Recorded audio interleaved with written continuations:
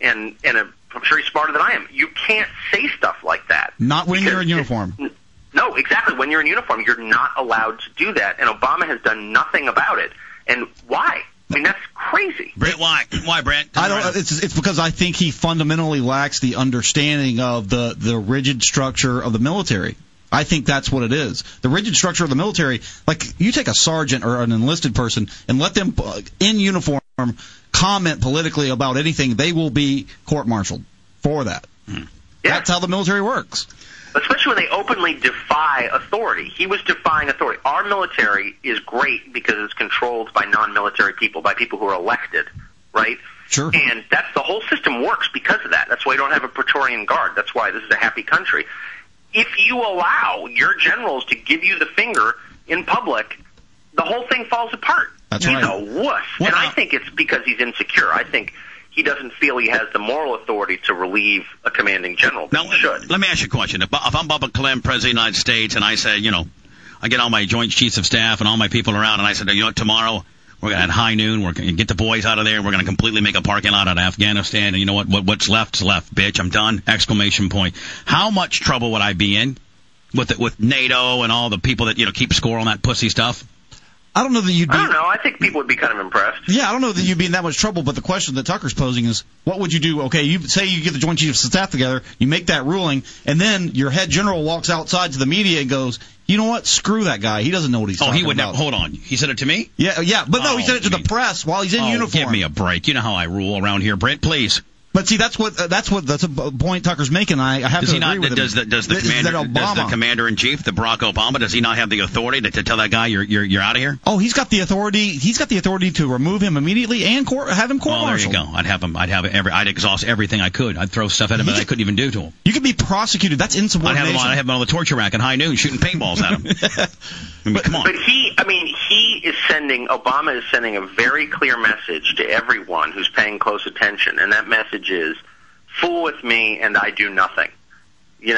Fool with me and there are no consequences. I am too weak to stand up for myself, and that's just a frightening message, because when people sense the leader is weak, they do whatever they feel like doing. You can't have that. And I think the other point to dovetail on that is when you say when you do that, when you say fool with me and then you do nothing, you're going to open yourself up to other world leaders trying to push you around. If they think that your own military is going to give you the finger, then they're going to open themselves up to the Chavezes of the world to go ahead and start pushing you around economically. Exactly, and that's why Bubba rules like Genghis Khan in your office, doesn't he? Yeah, I think I do. He's a little to the right of Genghis Khan. Manson, how do I rule around here? I mean, whoever Genghis Khan was. With an iron fist. I mean, I think, but Ben, I got a pretty damn good business, and people know what's going on around here, and I mean, I don't... But it's like Mussolini with no sense of humor. Am I Mussolini? He's a little bit tougher than Mussolini. He's more the Pol Pot. Who's the Pol Pot? Am I the Pol Pot? You're more like, so you re-educate your staff when they do something wrong?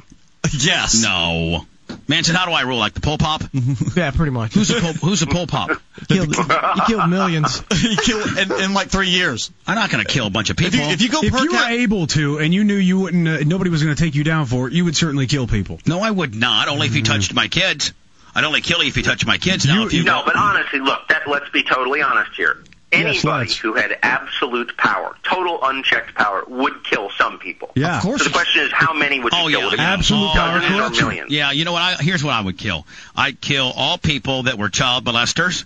I would kill people that Bernie Madoff would not have another day of life left, because he now has ruined people's lives. The punishment should fit the crime. Just like the old school. You steal something, let me cut your hand off. You're not going to be, that'll learn you. Just like the metaphor. You steal something, you don't got to stay in jail for 10 years. Let me just cut off your arm. It ain't a big deal. Well, that's what the barbarians in the Middle East do. But I think you can be a tweener. You can be a barbarian from the Middle East. You can be a Pol Pot kind of guy. You can be Dalai Lama. You can be, whatever.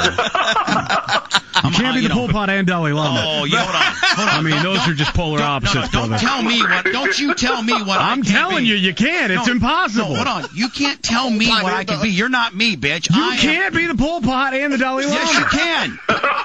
Yes, you Tucker, can you be the Pol Pot and the Dalai Lama? You can have characteristics of both. I love they're both Asian. That's kind of appealing. So you got that going for you. No, you can have characteristics. You can be a loving, a peaceful man sometimes, and then flip the script. Yeah, and then you be the Pol Pot. Wait a second, Bubba. I've got a money-making opportunity for you here. You need to write a management book, and it needs to be Bubba on management, from Pol Pot to the Dalai Lama. Yeah. And you need to explain how you. I'm serious. Those like airport management books that all like the business dorks buy on layovers in Denver. Let me give you an example of both, Brent. Okay, me being the. You know what? Let me just throw it over to my staff because I always have to be in control. So let me throw it over to the staff. And Manson, can you come up with one instant where I was the Pol Pot?